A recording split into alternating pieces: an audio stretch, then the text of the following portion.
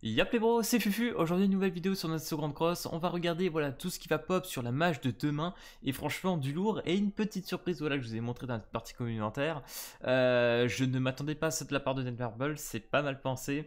Du coup on va regarder ça. Donc du coup la mage de demain nous rapporte voilà la suite de la story. Je ne sais pas si on pourra avoir les 30 gemmes là, j'ai pas suivi. Je crois que j'ai pas fini la story à vrai dire. Donc je sais pas trop où on en est, mais si on a 30 gemmes en plus tant mieux pour invoquer sur le portail.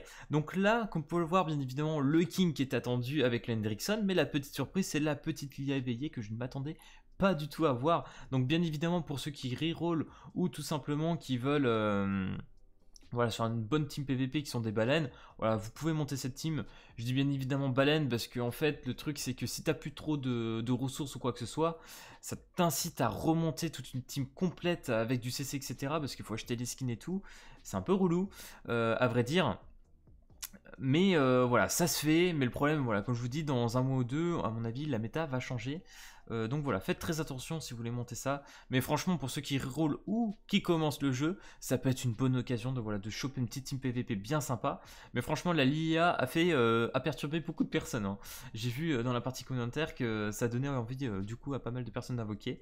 Ce que je peux comprendre. Voilà, le passif de Lilia qui implique une corrosion tout simplement, qui va se jouer encore avec le King. Voilà, là on a la petite triplette qui va très bien en combat. Donc du coup, nouveaux événements où on pourra donc farmer le petit skin de Hendrickson. Donc là, comme on peut le voir, on a un petit set de Hendrickson SSR. Dommage, c'est pas l'UR, mais bon. On va pas se plaindre, c'est gratuit, ça fait du CC supplémentaire sur Hendrickson. Après on a des récompenses assez classiques, hein, les enclumes, les ressources, etc. Des gemmes, pendentifs, etc. Donc franchement voilà, il y a de quoi se mettre plutôt bien pendant l'event. On a aussi un petit ensemble de costumes, mais bon là ça va être payant, donc on verra bien par la suite. Le Hawk Pass, bien évidemment avec des gemmes, des parts, bon ça c'est assez classique, pourquoi pas, avec des skins apparemment de Noël, de Meliodas et de Ban. Ensuite, on a des petits packs bonus qui sont pas trop mal, hein. Là, on a un set complet, plus 5, genre stuff et max. Pourquoi pas, avec des marteaux enclumes encore, putain, et la pierre aussi pour monter les stuff et tout. Bah franchement, PKPA, ils ont l'air vraiment pas trop mal. Donc là, Ludociel Galad qui passe en part 2. On a Dolor qui va passer dans le con shop. Donc bon, PKPA. Ils augmentent quand même, ça ce qui est bien, c'est les CC box. Donc là, si vous êtes à 3,5 millions, 4 millions, vous allez gagner 10,5% et 12% de PV sur les héros, ce qui est vraiment pas mal encore pour appeler CC. Enfin bref, on ne s'arrête plus. Donc voilà, plus tous les événements qui se terminent. Donc franchement, une mage très intéressante dans le sens où on va se taper bien évidemment le petit fest qui est cool avec des petits events, voilà, encore toujours plus de ressources. Franchement, la glow va très vite, mais d'un côté, niveau ressources, on se met vraiment trop bien, je trouve. Je suis vraiment calé niveau ressources, donc de ce côté-là, je suis plutôt content. Mais franchement, la rapidité des sorties de portail, etc., je trouve ça abusé, hein. Vraiment, c'est beaucoup trop rapide. Faut qu'on se calme un petit peu là-dessus, je pense. Ça serait bien qu'il se calme un peu après ça, mais on verra bien. Je pense que c'est pas parti pour, mais dans un mois ou un mois et demi, ça se trouve, on a déjà Escanor, donc bon, je m'attends à tout maintenant.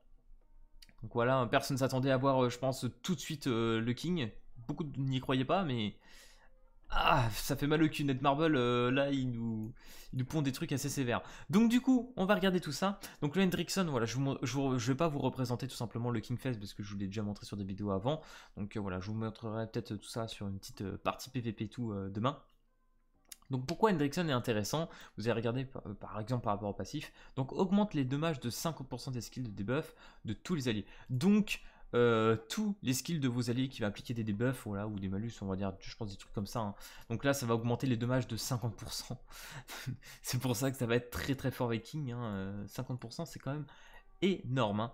Donc du coup premier sort du Hendrickson, 86% de dégâts, donc c'est pas énorme, mais voilà, t'inquiète, avec le passif tu rajoutes 50%, ça passe très bien. Donc électrocution pendant 4 tours, hein, c'est très long. Donc électrocution, infliger un 100% de dégâts supplémentaires à la fin de chaque tour.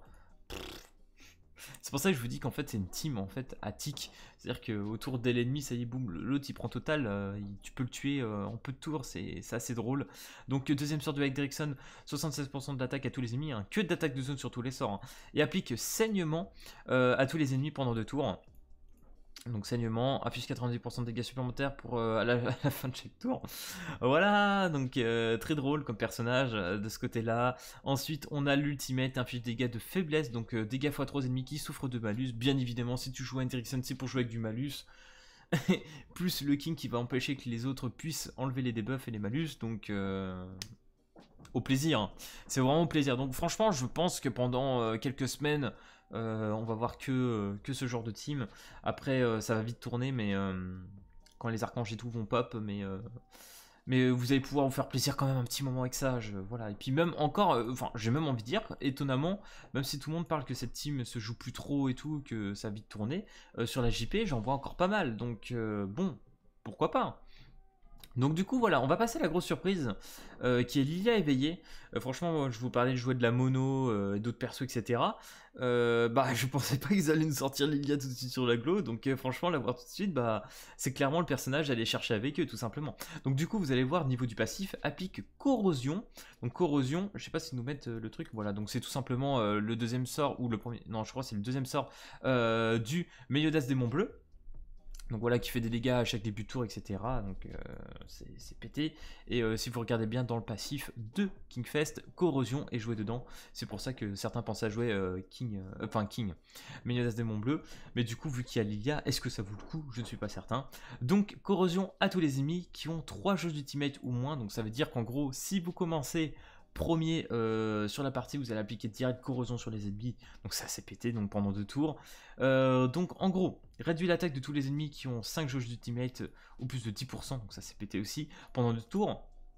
Donc imaginons vous commencez pas premier, vous avez un peu moins de CC, le mec je sais pas, il est avec son LV là, il part avec full jauge d'ultimate, dès que ça sera votre tour, l'autre bah il va perdre 10% d'attaque.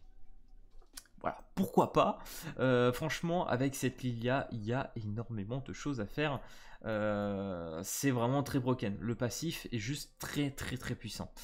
Du coup, niveau sort, inflige des dégâts égaux à 200% d'attaque à un ennemi et soigne donc en gros l'allié avec le plus bas de HP de 80%.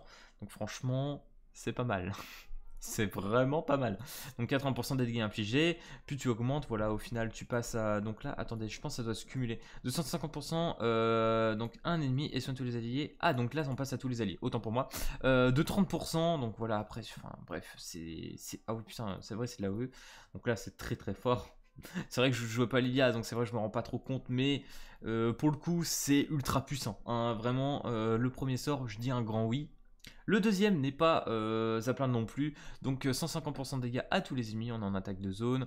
Deuxième étoile, 150% à tous les ennemis, et on réduit la jauge ultimate de 1. Voilà, comme le Escanor rouge par exemple, donc franchement, vous pouvez empêcher facilement les gens de partir en ulti. En plus, si vous réduisez les jauges, encore un petit moyen de foutre la corrosion.